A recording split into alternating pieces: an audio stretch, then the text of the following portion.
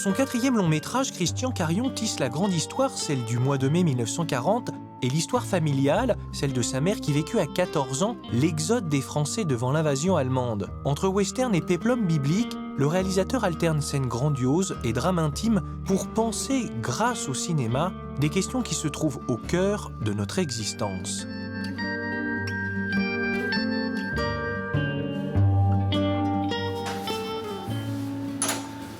Bonjour. Ah, Christian Carion, bonjour. Bonjour Stéphane.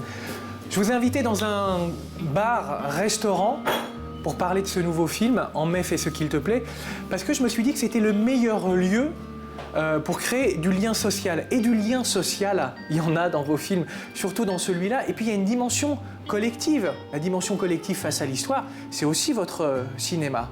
Alors, pour parler de mise en scène, quoi de mieux que demander à un réalisateur de mettre en scène notre entretien? Ah, carrément. Oui, allez-y. Moi, je pense que ce serait bien qu'on ait plutôt des plans où on est tous les deux. Parce que vous allez me poser des questions, j'imagine. Moi, je vais vous répondre. Et comme ça, on va rien tricher du tout. D'accord. Hein, comme ça, on n'a pas le droit à l'erreur. Ouais. Et puis, voilà, ça va nous mettre en tension, une bonne tension, pour que le plan tienne le coup jusqu'au bout.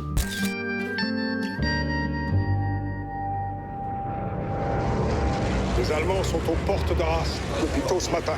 Nous devons nous rendre à Dieppe. Nous allons provisoirement abandonner nos champs et nos maisons. Vous faites partie de ces réalisateurs qui se nourrissent du travail des autres. Et un nouveau cinéaste de chevet, c'est John Ford. De quelle manière il a pu vous apporter sa lumière pour faire passer votre propos à travers la mise en scène? Je trouve que c'est quelqu'un qui filme l'espace de manière sublime. Il y a une profonde humanité, il y a beaucoup d'humour. Mais vous savez, tout se recoupe. Hein. Moi, quand j'ai commencé à travailler sur le projet, au début, on m'a dit, oula, mai 40, l'exode, la débâcle, pas facile. Et je leur ai dit, attendez, mais moi, je vais faire un western.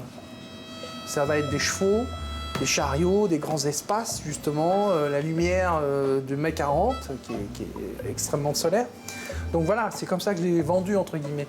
Donc je revenais au point de départ de John Ford, c'est vrai. Action! C'est toi qui as raison. Alors à Dieppe, on verra après.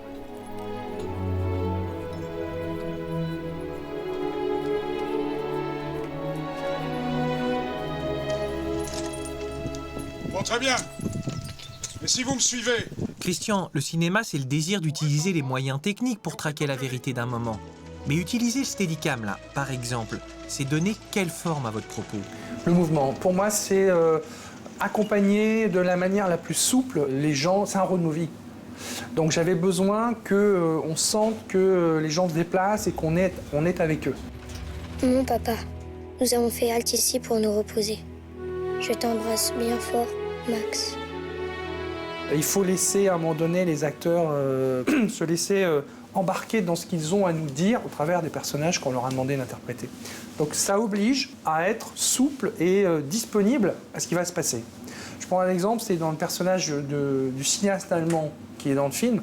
Alors là, moi je me régale. D'abord, j'avais envie de raconter que la propagande allemande était allée très très loin dans ses méthodes, mais c'est du cinéma quand même, sale peut-être, parce qu'il l'a raconté.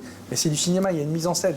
Là, j'ai dit à mon équipe, je vais briefer l'acteur, que je trouve formidable, il va faire son film et nous, on sera le making-of de son propre film. Donc c'est-à-dire que vous ne saurez jamais ce qu'il va faire, parce que je ne sais pas moi-même.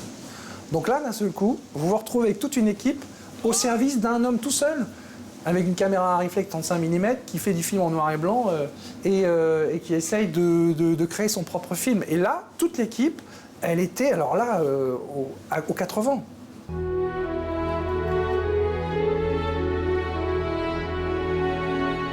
Votre film, c'est un peu comme la lampe d'Aladin. Quand on est devant, à un moment, on se frotte les yeux parce que on voit apparaître le nom génial et magique d'Ennio Morricone.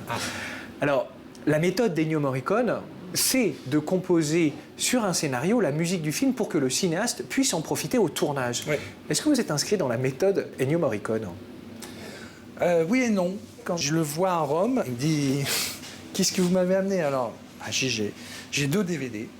un DVD avec la musique qui nous a permis d'écrire, qu'on a monté pour voir ce que ça donnait, mais beaucoup de vous, mais pas que vous d'ailleurs.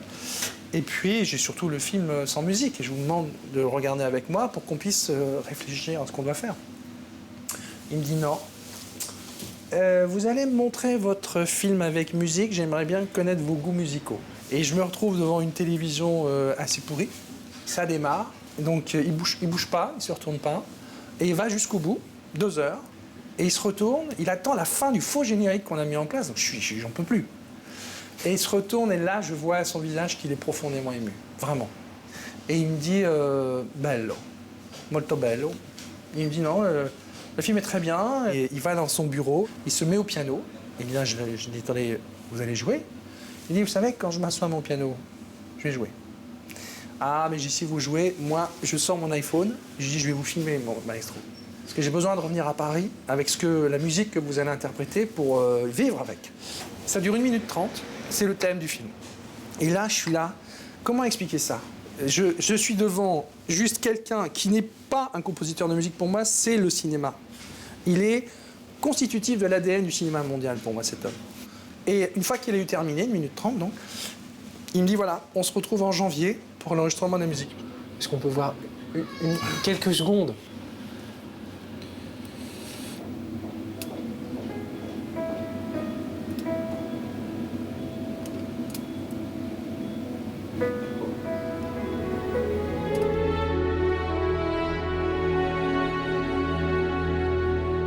Io non avrei voluto fare più film di guerra. Quando io l'ho visto ho capito che è un'altra cosa. Questo è un film di persone che cercano la pace, la tranquillità.